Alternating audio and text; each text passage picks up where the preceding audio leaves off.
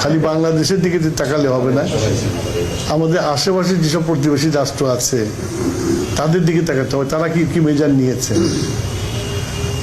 Sri Lanka, India, Nepal, কি বলে এমনকি থাইল্যান্ড, প্রত্যেকেই মেজার নিয়েছে, প্রত্যেকেই এর দাম বাড়িয়ে দিয়েছে, তারপরে তারা মেজার নিয়েছে।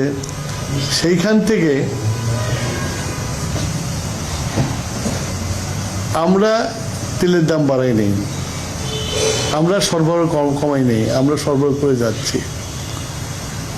তারপরে পেট্রোল পাম্পের সামনে দীর্ঘ লাইন।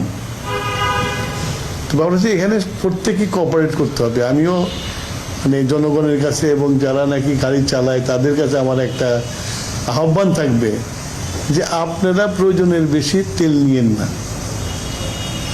আমরা তেল সরবরাহ করছি এবং সরবরাহ করে যাব, আমরা যতক্ষণ পারবো আমরা চেষ্টা করে যাব। আমরা সেইখানে গত বছর থেকে কিন্তু এই বছর আমরা 25% বেশি তেল সরবরাহ করছি। গত 2 দিন, ঈদের দিন আর ঈদের পরের দিন সরকারি ছুটি ছিল, আমাদের যে ডিপোগুলো আছে ডিপোগুলো বন্ধ ছিল, সেই জন্য তেল সরবরাহ করা হয়নি। আজকে সকাল থেকে আবার ডিপোগুলো চালু হয়ে গেছে, তেল আসছে, তেল পাবে, পেট্রোল পাম্পে তেল পাবে। এগুলো নিয়ে মানে এই লাইন দেওয়ার প্রয়োজন আছে বলে মনে করি না। আমি সরকারের পক্ষ থেকে জনগণের কাছে আহ্বান জানাবো যে আপনারা প্যানিক হবেন না এবং আপনার প্রয়োজনের বেশি তেল ক্রয় করেন না।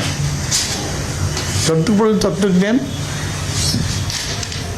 আশা করি আমাদের তেলের সরবরাহ সবসময় থাকবে, সবসময় পাবে।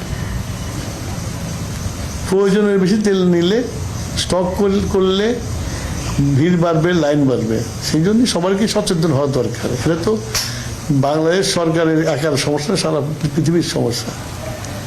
এটা আমার আহ্বান থাকলো জনগণের কাছে যে আপনারা প্যানিক হবেন না, আতঙ্কিত হবেন না। তেল আছে, আমরা তেল দিয়ে যাচ্ছি, আপনাদের প্রয়োজনের বেশি তেল নেবেন না।